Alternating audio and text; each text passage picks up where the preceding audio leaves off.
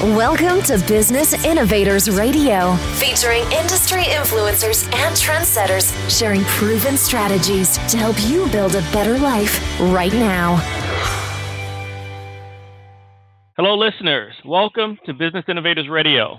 This is your host, Constant Taylor. Today, we have a very special guest on the show, and he's going to share some very exciting information with us. So, if you're looking to increase your personal and professional effectiveness, then you've come to the right place. Our special guest today is Marc Pitman. Marc has been speaking professionally for over 15 years, and the content that he primarily speaks on is fundraising, leadership, and management. He has spoken both nationally and internationally and is based out of South Carolina. His latest book is called Ask Without Fear. Marc, thank you for coming to the show. Well, thanks for having me. It's a pleasure to be here. And we're really glad to have you. I know that you're a busy person, so we'll go ahead and jump right in. Can you share with the listeners a little bit about your speaking business and how you help your clients become more effective in what they do? Well, sure. I found out when I started about 20 years ago, as a nonprofit fundraiser, I found out I actually liked asking for money because it just matches, it aligns people's. For me, it wasn't asking it quickly became not about asking for me, but about finding out the match between a donor's values and the nonprofit's kind of mission and needs. Mm-hmm. And it was like a chess match. Where did those intersect? So I loved that. And then about 4 or 5 years after starting, I found out from giving a seminar that I'm pretty good at teaching it too. Although I never said I could teach fundraising until I went into business for myself, and a community college said, yeah, we could have you do these presentations, but could you teach people to ask for money?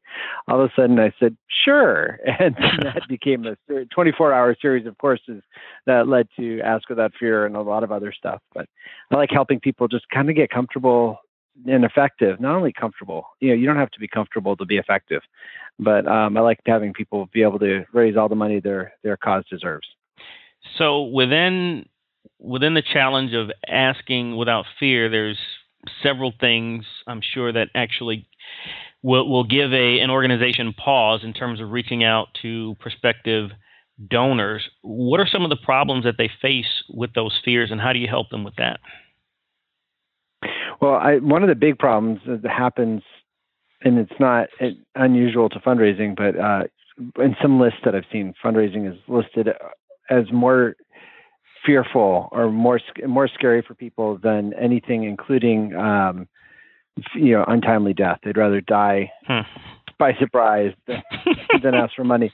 But I think a lot of it has to do with I don't want to go all woo-woo, but in the last 2 years, I've been doing coaching of leaders and organizational leaders particularly about leadership within nonprofits, which they don't understand actually involves fundraising. It's sort of a surprise to a lot of them.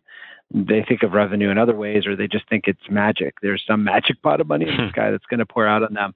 And it really comes down to fear of rejection, but also there's a fear of all the different stories that you've told yourself and you've been raised, whether in your family of origin or your faith tradition, around money. Mm-hmm. Some people grew up around scarcity. A lot of other people grew up with, no, we always give. There's always going to be enough for us to be generous. And we don't understand that those tapes are playing in the back of our mind or back of our experience, really affecting our ability to actually go out and ask for help. And being a New England kid, kid that grew up in Maine, part of what it is for me, for a lot of us, is the whole, if you want something, you do it yourself.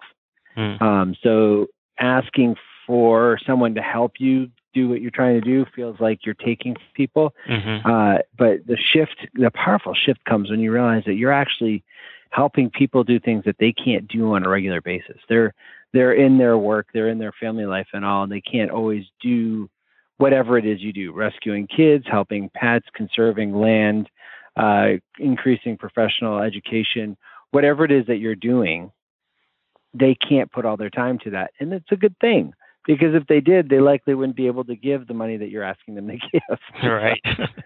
So for a new startup nonprofit, they have a unique set of challenges, is that they don't really have a track record. And when they are going out asking, it's even more unique. Do you deal with or help out new fundraising organizations? I do. Yeah, that's the Nonprofit Academy is a site I set up for that, because usually they also don't have budget. So that's just a very easy way to get over 60 or 70 trainings, webinars, and new ones every month, live coaching monthly, and a support forum. But one of the things I just got off a call with one of our live coaching calls with it, and there's a person who had just started up, and there was an interesting disconnect with that feeling that there was a magical Rolodex in the sky of people that were just itching to give away money, and that surely somebody in the universe has that Rolodex. And that I don't want to, rainbows and unicorns exist maybe in some sphere, but I haven't seen that in fundraising.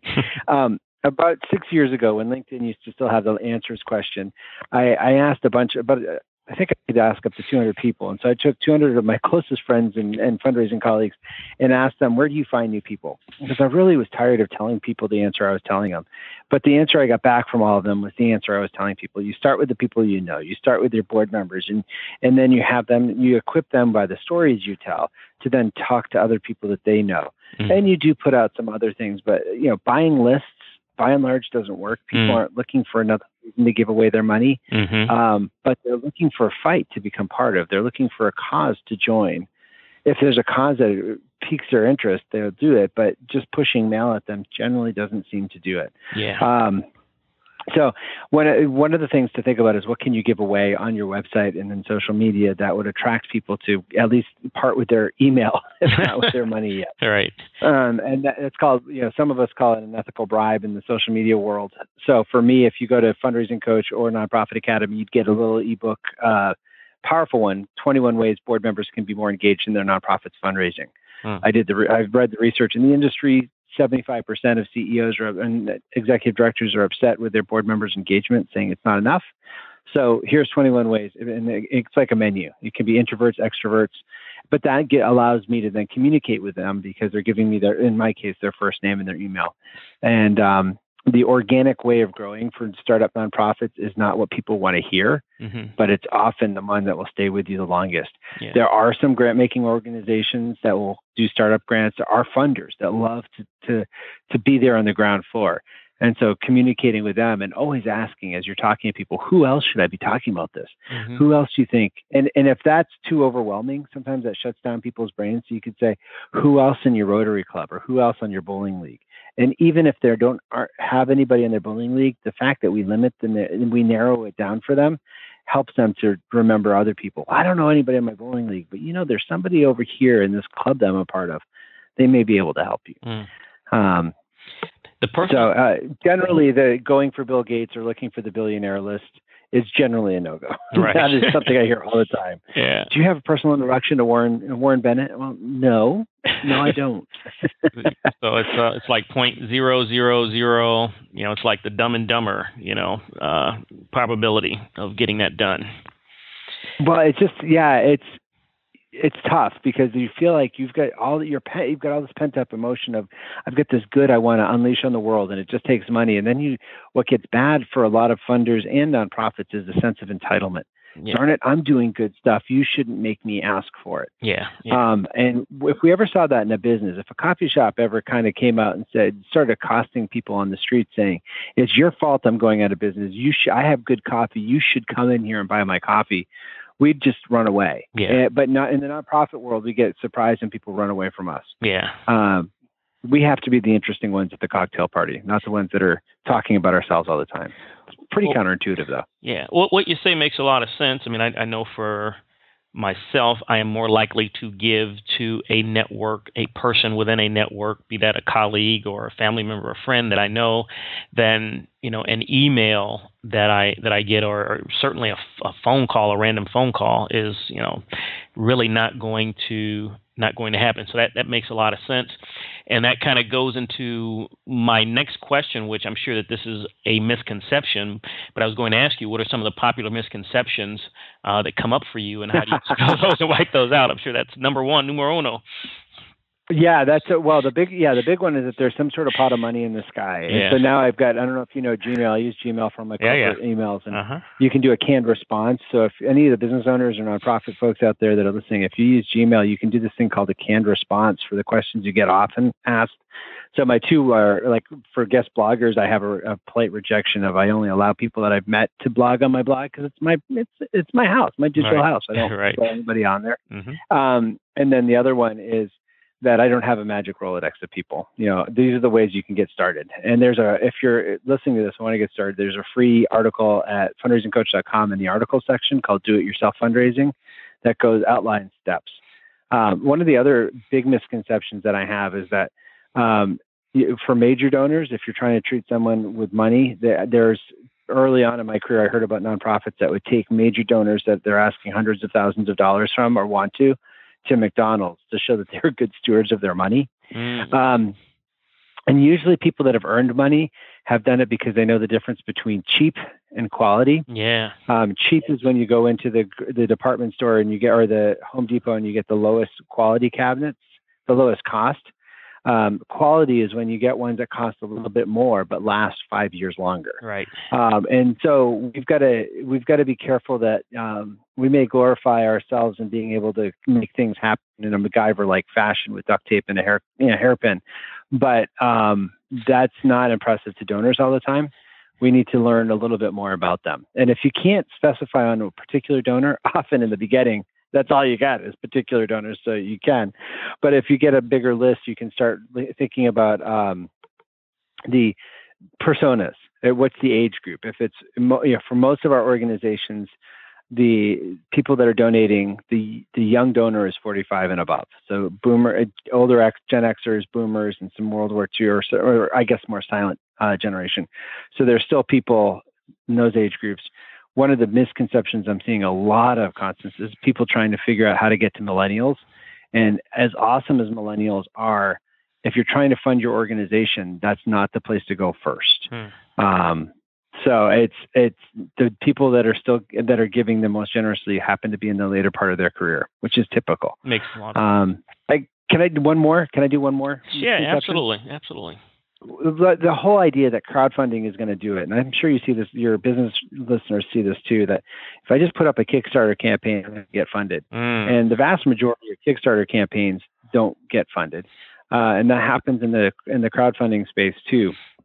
To do a successful crowdfunding campaign like a Giving Tuesday or something, you need to treat it like an event. You need to have if you were to put on a gala for your nonprofit, which isn't the best way to fundraise, but it's a way that people are familiar with. You have to have a committee. You'd have to have different sponsorship levels and the prices of tickets and a deadline for when the event's going to happen and a goal that you're trying to raise enough money to make it so it's worthwhile. All of that infrastructure needs to be put in a communications plan for getting the word out beforehand and during the event. All that needs to go into a successful campaign. No campaign platform that I know of is offering to promote your campaign for them. The Indiegogo, any of those, Razoo, they're not looking at. They don't have a magic list that they're going to push your campaign out to. So it's you bringing your people to your page and working your angle. If you're doing a Giving Tuesday campaign, being the local campaign. There's a national, there are national news things going on, but each local affiliate needs a local interest story. So you could say, I know this is a national thing. We're somebody in your community right next door that's doing it. And they may be able to feature you then. But it's not just a matter of flipping a switch and magically money coming in. Yeah, no, it takes work. Yeah, it makes a lot of sense. And I can't tell you how many GoFundMe emails that I've received, and I've clicked on the link and I've gone to the page, and it'll be zero. And I'll go back there 3-4 days later, and it'll still be zero.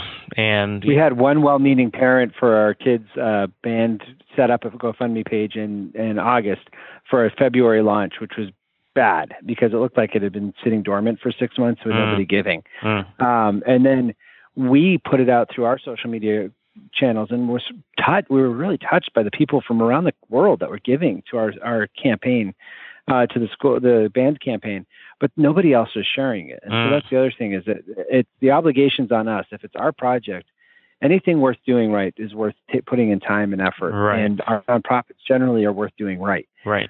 So we need board members to step up to the plate and share it. We need volunteers to do that. And we need to make it as ridiculously easy as possible if we're the ones working in the nonprofit. Yeah.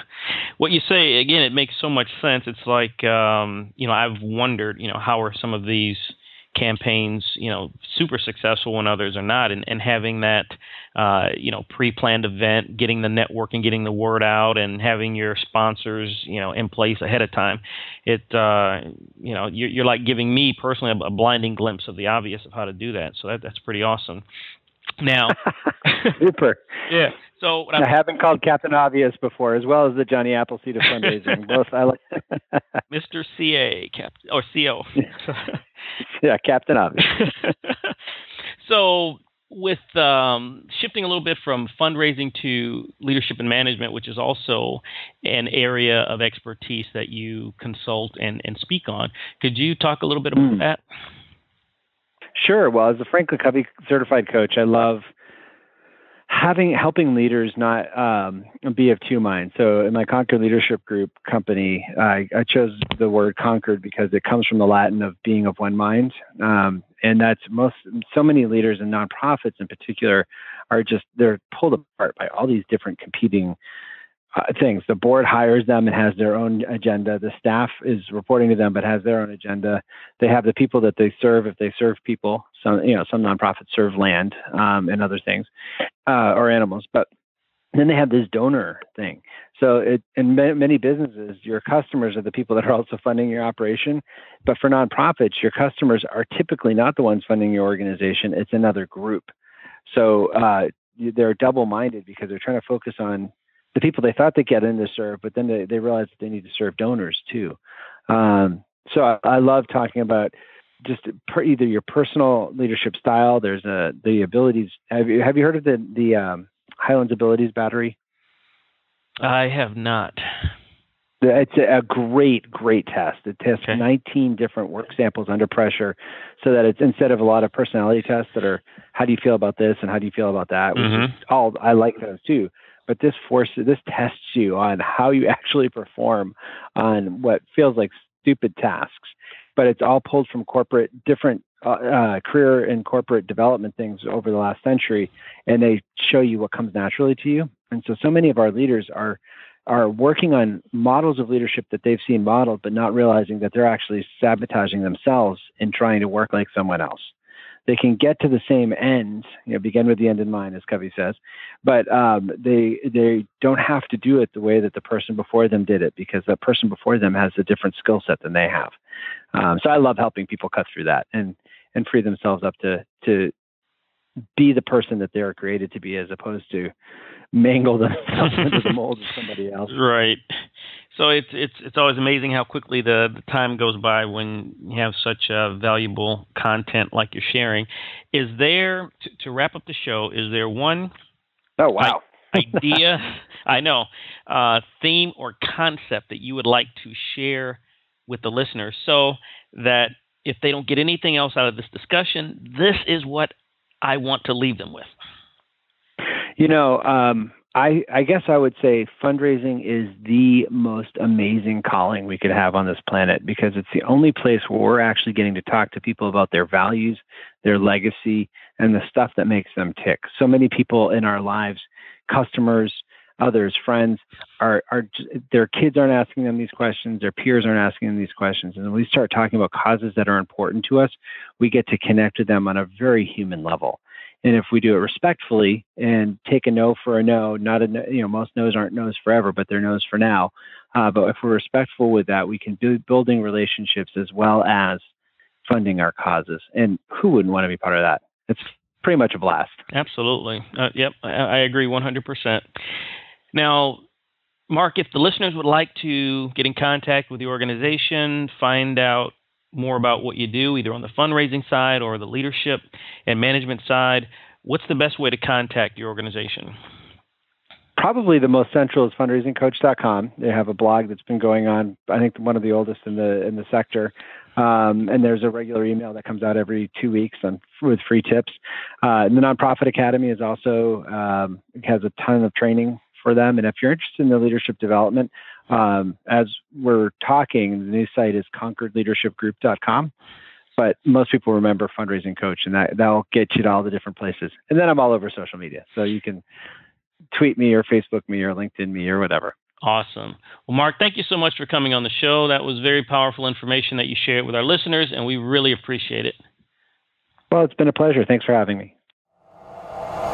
Thanks for listening to Business Innovators Radio. To hear all episodes featuring leading industry influencers and trendsetters, visit us online at businessinnovatorsradio.com today.